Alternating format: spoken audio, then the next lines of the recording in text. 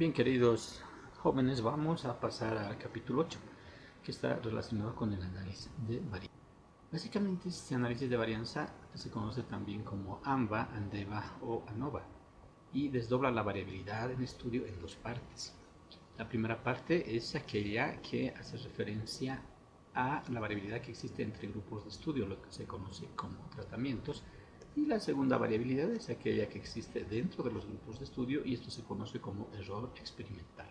En conjunto vienen a ser la varianza total y esta varianza total se divide en estos dos componentes.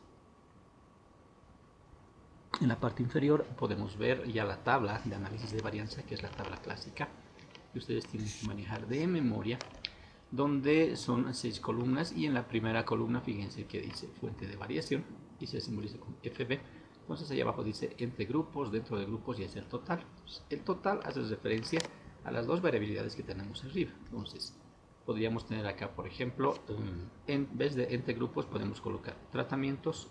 Abajo, en reemplazo de la frase dentro de grupos, podemos colocar error experimental y el total. Vale decir que el total es igual a tratamientos, error experimental. Ya, justamente lo que hemos visto anteriormente.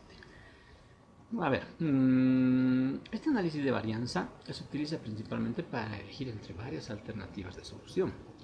Luego de un experimento donde se plantean tratamientos, se registran variables y mediante una tabla de análisis de varianza se interpreta, se sacan conclusiones y se selecciona la mejor. Vamos a ver un ejemplo clásico. Fíjense ustedes que este es el análisis básico de una tesis, por ejemplo. Cuando hacemos una tesis siempre planteamos esto, es decir, un problema, identificamos un problema y a la derecha una posible solución.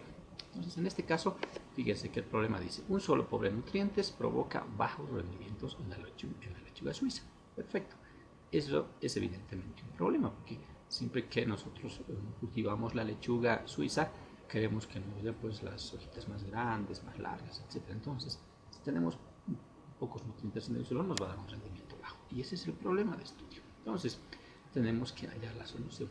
Hay muchas formas para poder solucionar esto. Entonces, estamos citando en el ejemplo una, que es la de incorporar nutrientes al suelo que mejoren la fertilidad para aumentar los rendimientos de la lechuga. De esa manera es como nosotros vamos a dar solución a este problema. Y básicamente en esto consiste la tesis, en cualquier área de agricultura, ganadería, veterinaria, zootecnia, etc. Fíjense a la derecha, una de las alternativas que planteamos es el humus de lombriz.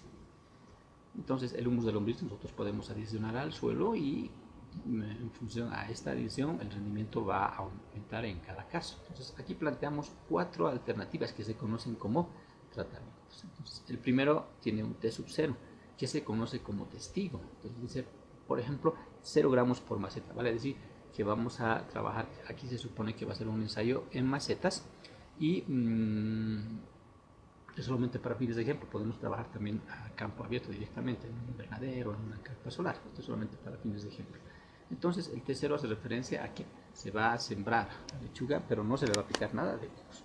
En el T1 se van a aplicar 50 gramos, en el T2 100 gramos y en el T3 150 gramos. Vale decir que son 4 alternativas de estudio. Esto se conoce como tratamientos. Ahora bien, para ver si es que hay respuesta o cuál de los 4 es el mejor, nosotros tenemos que seleccionar y elegir variables.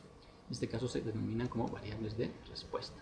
La principal va a ser para nosotros el rendimiento de la lechuga, es decir, una vez que hemos sembrado en los 4 casos la lechuguita, va a pasar aproximadamente 15 o 20 días, vamos a cosechar y el rendimiento nos va a dar el resultado. ¿Cuál de los 4 habrá tenido un rendimiento mayor en comparación a los otros? Entonces, finalmente con la tabla de ANVA se puede elegir la mejor alternativa. La tabla de ANVA es la que veíamos anteriormente, la tablita de 6 columnas. Entonces, entre estas 4 posibilidades, pues vamos a hallar la solución. Eso es todo por hoy.